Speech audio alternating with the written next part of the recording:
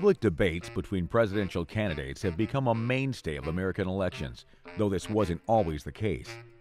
Sometimes amusing and sometimes shocking, presidential debates have been full of key moments shaping the way the public perceives the candidates and the issues. 1858. Although the campaign was for the Illinois Senate, the 7 debates between Senators Stephen Douglas and Abraham Lincoln were the first true mass media debates in U.S. politics, reaching nationwide audiences on the same day, thanks to new technologies like the telegraph. 1948. The radio debate between New York Governor Thomas Dewey and former Minnesota Governor Harold Stassen during the Republican primary was the first audio-recorded presidential debate. The topic was whether the Communist Party should be outlawed.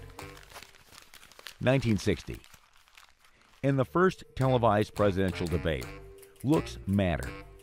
Vice President Richard Nixon, the election favorite who was nursing a knee injury, refused to wear stage makeup before the debate and sweated under the studio lights.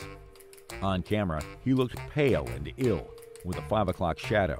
By contrast, a tan Senator John F. Kennedy looked and sounded robust and energetic, giving him a slight advantage after the debate. 1976. During his debate with former Georgia Governor Jimmy Carter, President Gerald Ford memorably misspoke when he said, "There is no Soviet domination of Eastern Europe, and there never will be." 1980. Shortly before a scheduled one-on-one Republican primary debate in New Hampshire with former Texas Representative George H.W. Bush, former California Governor Ronald Reagan invited other Republican candidates to participate.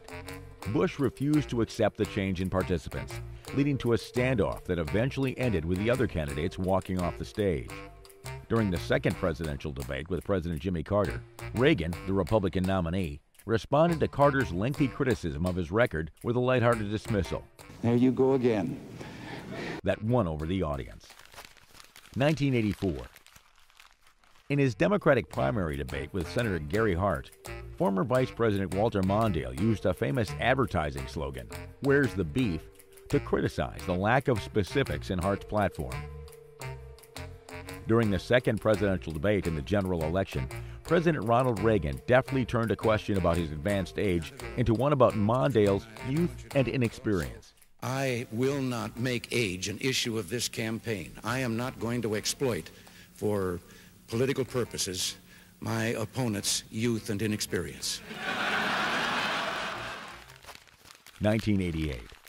In a discussion about the death penalty during the second presidential debate between Vice President George Bush and Massachusetts Governor Michael Dukakis's dispassionate response to a hypothetical scenario of his wife being raped and murdered harmed his campaign. "Governor, if Kitty Dukakis were raped and murdered, would you favor an irrevocable death penalty for the killer?"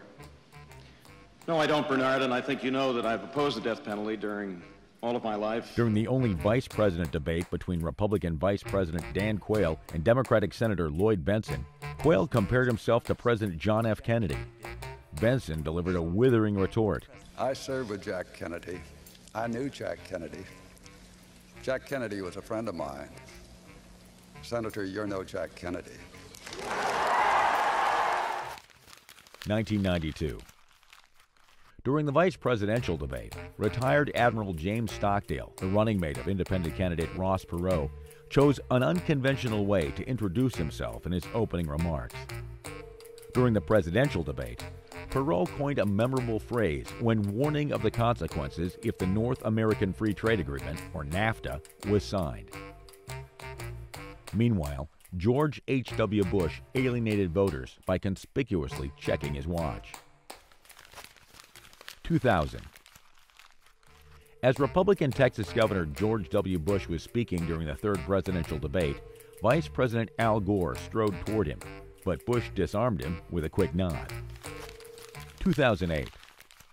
When Republican Senator John McCain criticized Democratic Senator Barack Obama during the first presidential debate for reckless foreign policy comments, Obama reminded McCain of his own past statements.